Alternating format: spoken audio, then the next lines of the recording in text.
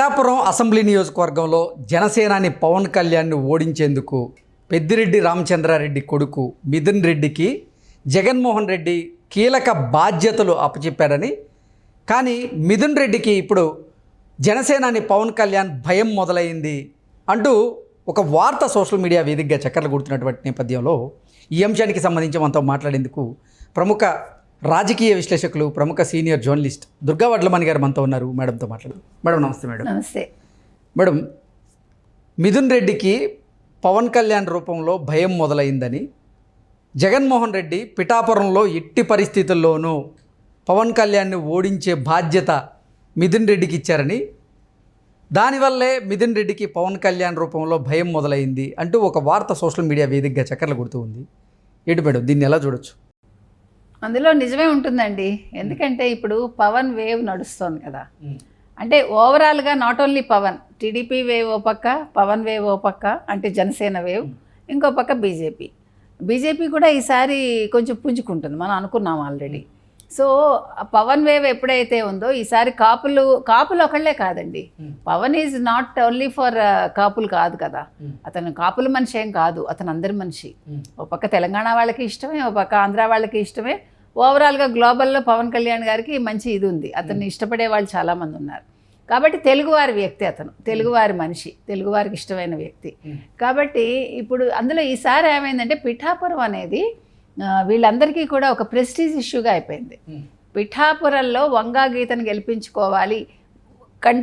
గెలిపించుకోవటం కంటే కూడా పవన్ కళ్యాణ్ని ఓడించటం అనేది వీళ్ళ టార్గెట్గా పెట్టుకున్నారు. జగన్మోహన్ రెడ్డి ఎస్పెషల్లీ ఆయన మొదట్లో కూడా పవన్ కళ్యాణ్ని కల్పిస్తూ ఉంటాడు పాపం.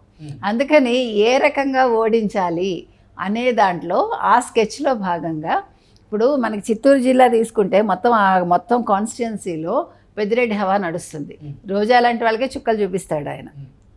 అటువంటి పెద్దిరెడ్డి కొడుకు మిథున్ రెడ్డి. కానీ గమ్మత్ ఏంటంటే ఎక్కడో చిత్తూరులో ఉండే వ్యక్తి వచ్చి ఇక్కడ ఈస్ట్ గోదావరిలో ఏం చేస్తాడు? డబ్బులు పంచుతాడా? అంతకంటే వాళ్ళు చేయగలిగింది ఏమీ లేదు కదా. లేకపోతే గుండాగిరి చేస్తారా? అంటే పోల్ మేనేజ్మెంట్ చేయడానికి ఆయన పంపించారు అంటూ కూడా ఇప్పుడు ఇవన్నీ కదా. ఇప్పుడు ఎన్నికల దాంట్లో భాగంగా వాళ్ళు చేసేది అదే కదా, డబ్బులు పంచటం, లేకపోతే మందు పంచటం, వాళ్ళకేవో గిఫ్ట్లు ఇవ్వటం. తర్వాత మీరు చెప్పినట్టుగా ఎన్నికల రోజు అక్కడ ఎక్కువ నెంబర్లు తీసుకొచ్చి లేకపోతే ఒకళ్ళ చేతే 100 ఓట్లు 200 ఓట్లు వేయించటం. అంటే ఒక గుండాగిరియే కదా అది, బెదిరించి ఓట్లు వేయించటం అనేది దేని కిందకి వస్తుంది? గుండాగిరి కిందకి వస్తుంది. సో ఇవన్నీ చేయడం కోసం ఇప్పుడు రాయలసీమ రాజకీయాలని లేదా రాయలసీమ ఫ్యాక్షనిస్టుల్ని, ఇప్పుడు ఆల్రెడీ మనకి ఫ్యాక్షనిజం ఇక్కడ కూడా స్టార్ట్ అయింది కదా వీళ్ళ వల్ల, జగన్మోహన్ రెడ్డి వల్ల. అంతకుముందు ఎప్పుడు మనకి ఇవన్నీ తెలియదు. ఒక మర్యాద మనన మనకి తెలిసి ఆంధ్రాలో అసలు మనకి ఇలాగ బూతులు మాట్లాడటాలు, లేకపోతే ఇలా తిట్టుకోవటాలు, ఇలా మనుషుల్ని కించపరచటాలు మనకు తెలియదు. ఏదైనా ఒక పెద్దరికంగా లేకపోతే ఒక మర్యాదపూర్వకంగా ఒక తిట్టడమైనా మీరండి ఇలాగండి అంటాం తప్ప ఇట్లా బూతులు మాట్లాడటం ఆడవాళ్ళకు కూడా తెలియదు అసలు. అటువంటి ఒక కొత్త కల్చర్ని జగన్మోహన్ రెడ్డి ప్రభుత్వం తీసుకొచ్చింది. ముఖ్యంగా జగన్మోహన్ రెడ్డి అండ్ కో తీసుకొచ్చారు. వీళ్ళు తెల్లారు లేచాక చంద్రబాబుని తిట్టడం, లేకపోతే ప్రతిపక్షాలను తిట్టడం, ఆడవాళ్ళని తిట్టడం, ఇదొక ఫ్యాషన్ అయిపోయింది వాళ్ళకి. అందులో భాగంగా ఈ మిథున్ రెడ్డి రేపు పొద్దున్న ఏం చేస్తాడు అనేది మనం చూడాలి. ఇప్పుడు మిథున్ రెడ్డికి భయం ఉంటుంది. ఎందుకంటే ఇప్పుడు మీరు దూరం నుంచి చూడటం వేరు, దగ్గరికి వచ్చి వాస్తవాలు చూడటం వేరు. నిన్నటి వరకు వాళ్ళు ఏమనుకుని ఉంటారా, పవన్ కళ్యాణ్ కదా లాస్ట్ టైం ఎలాగ ఓడిపోయాడు, ఇప్పుడు ఓడిపోతాడు, ఇది పెద్ద విషయం కాదనుకుని ఉంటారు. కానీ ఎప్పుడైతే అక్కడికి ఎంటర్ అయ్యాక పరిస్థితి అంతా క్లియర్ కట్గా తెలుస్తుంది కదా, క్రిస్టల్ క్లియర్గా.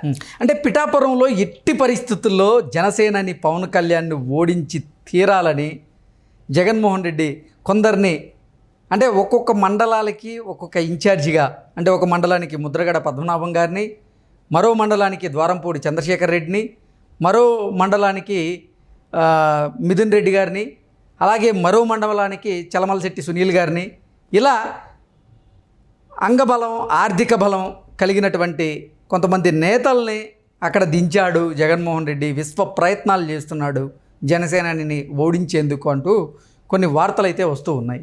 ఏంటి మేడం, వాళ్ళందరూ కూడా వాళ్ళ అంగబలం ఆర్థిక బలం చూపించినప్పటికీ జనసేన పవన్ కళ్యాణ్ గారి అక్కడ గెలిచే అవకాశం ఉందా అంటే ఏం చెప్తారు? తప్పకుండా ఉందండి. ఇప్పుడు మీరు ముద్రగడ చెప్పారు, ద్వారంపూడి చెప్పారు. ఇప్పుడు ఈ ముద్రగడ అన్న ఆయన కాపు ఉద్యమ నాయకుడు అనిపించుకున్నాడు ఒకప్పుడు. ఆయన చేశాడో లేదో పక్కన పెడితే చేయించిన వాళ్ళు వేరు, చేసింది వేరు, డబ్బులు పెట్టింది ఒకళ్ళు, ఆయనే చెప్పుకున్నాడు అది. దానికి కాపు నాయకులందరూ కూడా, నాయకులే కాదు, కాపు ఉద్యమంలో పాల్గొన్న వాళ్ళందరూ కూడా తిట్టిపోశారు ఎవరిని, ముద్రగడని. అసలు ముద్రగడ అన్నవాడు 80 ఏళ్ల వయసులో ఇది అవసరం ఆయనకి?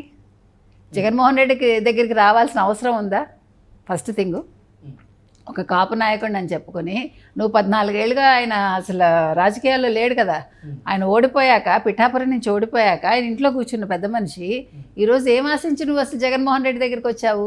అసలు కాపు అనే ఇప్పుడు వీళ్ళందరూ కూడా, ఈవెన్ హరిరామ్ జోగయ్య పెద్దవాళ్ళందరినీ తీసుకుంటే ఆయన ఇంకా పెద్దవాడు, వీళ్ళందరూ కూడా అసలు పవన్ కళ్యాణ్కి ఒక సపోర్ట్గా ఉండాలి.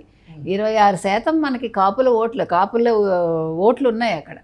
26% నీకు ఆంధ్రప్రదేశ్లో ఉన్నప్పుడు వీళ్ళు ఒక యూనిటీగా ఉండద్దు? నువ్వేం ఆశ అంటే నీ కొడుకులకి ఏదో పదవులు ఇస్తానంటే వచ్చేస్తారా మీరు? అంతే కదా, హరిరామ్ జోగయ్య అలాగే వచ్చాడు, ముద్రగడ అలాగే వచ్చాడు. మీకు సిగ్గులేదా? ఇన్ని సంవత్సరాలు వీరు రాజకీయాల్లో ఉండి, ఈయన జనతా పార్టీ నుంచి వచ్చి ఎవరు ముద్రగడ, తర్వాత కాంగ్రెస్లో ఉన్నాడు, తెలుగుదేశంలో ఉన్నాడు, ఆయన ఉన్న పెద్ద మనిషి ఈరోజు ఏ మొహం పెట్టుకుని వెళ్ళాడు అసలు జగన్మోహన్ రెడ్డి దగ్గరికి? వీళ్ళందరూ ఎందుకు వెళ్తున్నారండి? ద్వారంపూడి వీళ్ళందరూ ఎందుకు వెళ్తున్నారు అసలు జగన్మోహన్ రెడ్డి దగ్గరికి?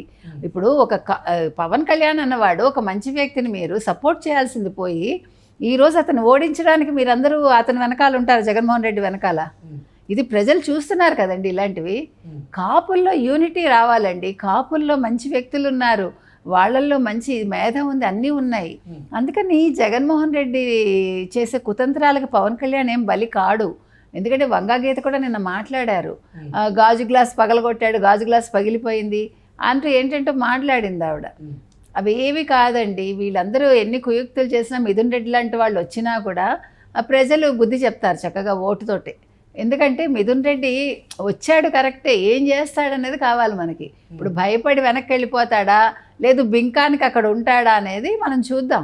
అంతకు మించి చేయగలిగింది ఏం లేదు. ఏ రకంగా చూసినా మిథున్ రెడ్డికి పరాభవమే, జగన్మోహన్ రెడ్డికి పరాభవమే, ఓవరాల్గా పెద్దిరెడ్డికి పరాభవమే, వైఎస్ఆర్సీపీకి అంతకంటే పరాభవం.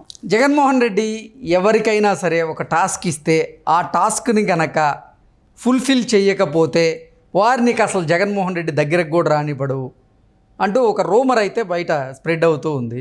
మరి ఇప్పుడు పిఠాపురంలో ఇప్పుడు మిథున్ రెడ్డి గారికి ఇచ్చినటువంటి టాస్క్ కనుక ఆయన సక్సెస్ చేయకపోతే ఆయన పరిస్థితి ఏంటి అంటే ఏం చెప్తారు?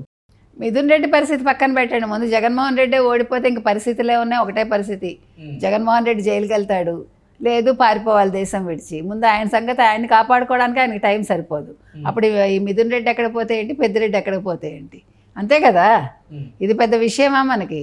టాస్క్లు ఇస్తాడండి. టాస్క్లు ఇప్పుడు ఫుల్ఫిల్ చేయడానికి ఇప్పుడు ఆంధ్రదేశం ప్రజలు ఏం తెలివి తక్కువగా లేరు కదా. ఇదివరకుట్లాగా ఒక్క ఛాన్స్ అంటే వెంటబడి పాపం ఓటేయరు. ఇప్పుడు ఒక ఛాన్స్ ఇచ్చాము, అయిపోయింది, నువ్వు మాకు చుక్కలు చూపించావు, ఇప్పుడు నీకు చూపిస్తామంటారు అంతే. ఓకే, చుక్కలు చూపించేందుకు సిద్ధమయ్యారు అంతే, ఇంకా అంతకు మించి ఏం లేదు. Okay okay madam, thank you so much.